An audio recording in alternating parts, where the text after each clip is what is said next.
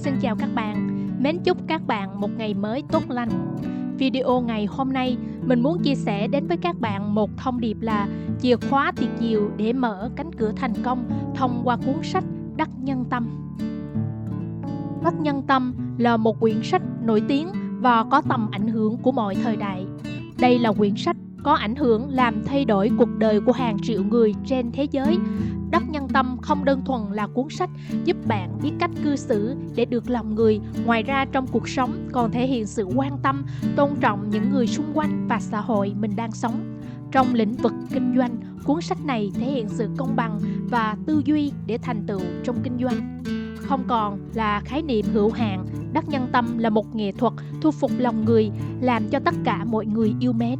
Đắc Nhân Tâm của thời đại mới đòi hỏi sự hiện diện mới của cái tâm và cái tài trong mỗi chúng ta. Đắc Nhân Tâm trong ý nghĩ đó cần được thụ đắc bằng sự hiểu rõ của bản thân, thành thật với chính mình, hiểu biết và quan tâm đến những người xung quanh để nhìn ra và khơi gợi những tiềm năng ẩn khuất nơi họ, giúp họ phát triển lên một tầm cao mới. Đây chính là nghệ thuật cao nhất về con người và chính là ý nghĩa sâu sắc nhất đúc kết từ những nguyên tắc vàng của tác giả.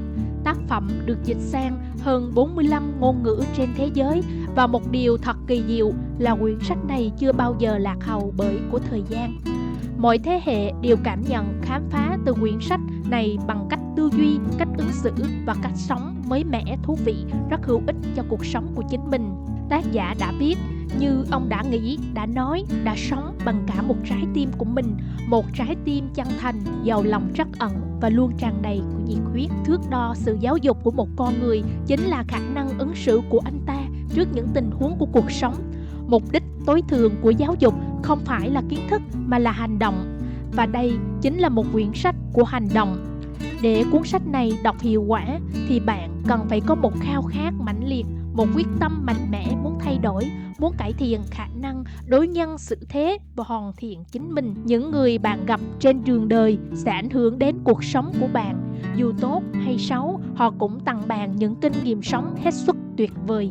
Chính vì thế, đừng nên lên án, chỉ trích hay than phiền ai cả. Thậm chí, nếu có ai đó làm bạn tổn thương hay phản bội bạn hay lợi dụng lòng tốt của bạn thì xin hãy cứ tha thứ cho họ, bởi vì có thể chính nhờ họ mà bạn học được cách khoan dung. Chỉ trích một người là việc không khó, vượt lên trên sự phán xét ấy để cư xử rộng lượng, vị tha mới là điều đáng tự hào. Nghệ thuật ứng xử. Trong cuộc sống, hầu như 99% trong chúng ta không bao giờ tự phê phán mình vì bất cứ điều gì. Cho dù chúng ta có sai lầm đến đâu đi nữa, chúng ta hay chỉ trích và phê phán người khác mà ít khi nhìn lại chính mình.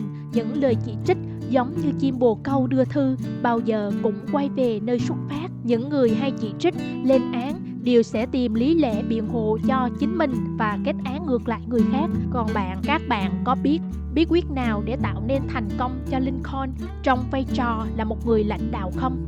Chính cách ông đối xử với mọi người đã giúp ông nhận được tình cảm đặc biệt và lòng tin yêu hết mình mà chỉ có ông đã rèn luyện mà có. Ai biết rằng Lincoln khi còn ở thung lũng thuộc bang India không chỉ thích chỉ trích, cay nghiệt mà còn thường viết những bức thư và bài thơ chế nhạo người khác rồi rải ra đường cho mọi người cùng đọc. Cũng ít ai biết rằng luật sư Lincoln là một luật sư xuất sắc hay phê phán công khai đối thủ của mình bằng cách viết các bài viết đăng trên tạp chí của địa phương. Sự kiêu ngạo và ngông cuồng đó có thể kéo dài hơn nữa nếu như ông không có một ngày chỉ khi ông đối diện với ranh giới giữa sự sống và cái chết của chính mình và người khác, Lincoln mới thấy được trải nghiệm đó nó khủng khiếp như thế nào. Cuộc đấu kiếm chết người bất thành đó đã dạy ông một bài học vô giá về cách cư xử với người khác. Từ đó trở đi, ông không bao giờ viết thư lăng mạ bất kỳ ai, không bao giờ chế nhạo ai, cũng không chỉ trích về bất cứ điều gì.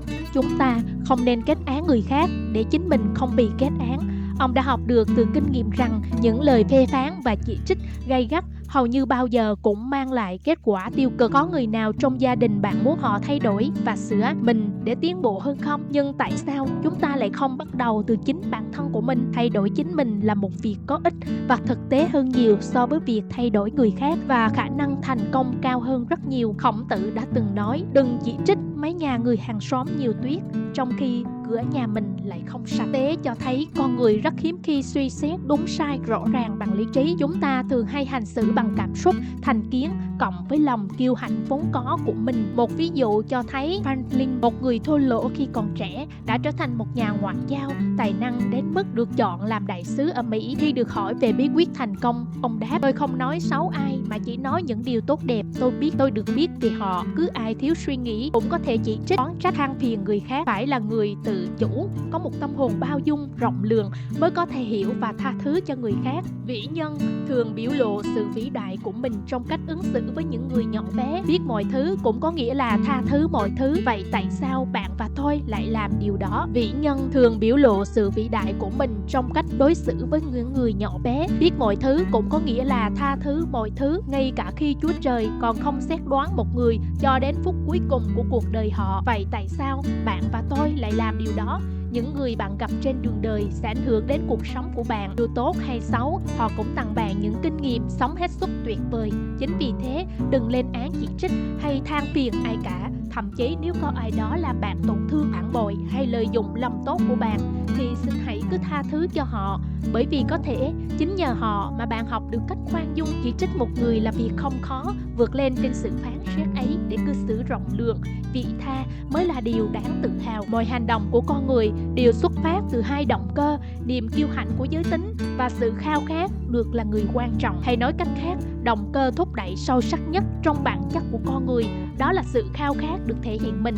Hầu hết mọi người đều mong muốn như có được sức khỏe và cuộc sống bình an, có được những gì mình thích, có đầy đủ tiền bạc và tiện nghi của vật chất, con cái được khỏe mạnh, học giỏi, có cảm giác mình là người quan trọng trong mắt của đối phương. Mọi người đều thích được khen ngợi. Nguyên tắc sâu sắc nhất trong bản tính của con người đó là sự thèm khát được tán thưởng. Không chỉ có sự mong muốn hay khao khát mà là một sự thèm khát được tán thưởng. Sự thèm khát được cảm thấy mình quan trọng là một trong những khác biệt chủ yếu giữa con người và những sinh vật khác. Để mình là người quan trọng trong mắt của mọi người mà đôi lúc chúng ta không trừ một thủ đoạn nào. Đôi khi con người tự chế biến mình thành một tàn tật để có sự thương hại, sự quan tâm của người khác, để cảm thấy mình là quan trọng. Thậm chí người có thể hóa điên để tìm trong cơn điên cái cảm giác là người quan trọng, điều mà họ không thể có trong thế giới trần trụi này. Không ít người mải mê chiến đấu trong các trò chơi điện tử để biến mình thành một anh hùng hào hán, trong khi ngoài đời thực ra họ chỉ là những người bình thường, không vai vế, không địa vị của xã hội. Làm tốt đến đâu, không một lời khen, sai lầm một lần nhắc nhở suốt đời. Trong suốt cuộc đời của mình, tôi chưa từng gặp người nào làm tốt công việc của mình nếu không có sự ủng hộ của người khác. Sự khen ngợi, cảm kích thành thực là một trong những bí quyết của thành công. Một trong những giá trị chúng ta bị lãng quên nhiều nhất trong cuộc sống hàng ngày chính là sự cảm kích, sự trân trọng. Chẳng biết vì sao chúng ta cứ hay quên khen ngợi người khác. Trong một gia đình, con cái của mình khi chúng đem về tờ giấy khen hay quyển sổ khi thành tích học tập tốt trong những tháng qua, dù con khoe thành tích nhưng chúng ta chỉ vui cười nhưng không khen ngợi con. Hay chúng ta quên mất khuyến khích con cái khi lần đầu tiên chúng tự dọn dẹp gọn gàng góc học tập của chúng, vân vân. Không điều gì làm con trẻ vui sướng hơn là sự quan tâm và khen ngợi của bố mẹ. Hay trong cuộc sống, đi làm công việc với nhiều người, đôi lúc một cũng là động lực để người đó có tinh thần làm tốt công việc của mình và xua tan đi mệt nhọc. Trong tất cả các mối quan hệ giữa người với người, chúng ta hãy luôn hiểu rằng mọi người hợp tác với mình cũng đều là những con người và họ đều khao khát nhận được sự công nhận, đánh giá và trân trọng vì những gì họ đã làm. Hãy thắp lên ngọn lửa của sự biết ơn chân thành đối với mọi người trong cuộc sống. Sự lan tỏa ngọn lửa này sẽ mang lại cho bạn những giá trị vượt thời gian. Chỉ trích hay xúc phạm người khác không bao giờ làm thức tỉnh hay thay đổi một người trở nên tốt đẹp hơn. Vậy nên bạn đừng bao giờ làm thế. Chúng ta chỉ sống trên thế gian này có một lần. Vì vậy nếu có thể làm cứ điều gì tốt đẹp hay thể hiện lòng nhân ái, tri ân của mình với bất kỳ ai, chúng ta nên thực hiện ngay, không chậm trễ. Bởi mình không sống đến lần thứ hai hoặc sợ mình không có cơ hội để gặp lại người đó. Mọi người tôi gặp đều có những điểm hay hơn tôi và tôi luôn học được điều gì đó từ họ. Mong rằng điều này có thể đúng với bạn và tôi. Chúng ta hãy ngừng nghĩ đến những thành tích mong muốn của mình và thử tìm hiểu những điểm tốt, ghi nhận những lời khen ngợi của bạn và luôn có động lực để thực hiện những điều tốt đẹp tương tự trong cuộc đời của họ. Biết khen ngợi và cảm ơn những người xung quanh một cách chân thành chính là chiếc đũa thần tạo nên tình thân ái, nguồn động viên tinh thần to lớn. Đó là niềm vui rằng mỗi người đang được quan tâm, công nhận và yêu thương. Mỗi người được khen ngợi chân thành sẽ tự nhiên sửa đổi những tính xấu để trở nên hoàn thiện hơn. Một chân lý đơn giản và hiển nhiên, nếu như có một bí quyết nào để thành công thì nó nằm ở khả năng hiểu và thông cảm với quan điểm của người khác và nhìn sự việc theo góc độ của người ấy cũng như theo góc độ của chính mình. Và đây là lời khuyên kinh điển nhất trong nghệ thuật đối nhân xử thế, nhưng 90% con người trên trái đất này lại quên dùng nó trong suốt 90% thời gian sống của mình. Những ai có thể đặt mình vào vị trí của người khác, những ai có thể hiểu được những suy tư cảm nhận của mọi người thì không bao giờ phải lo lắng cho tương lai.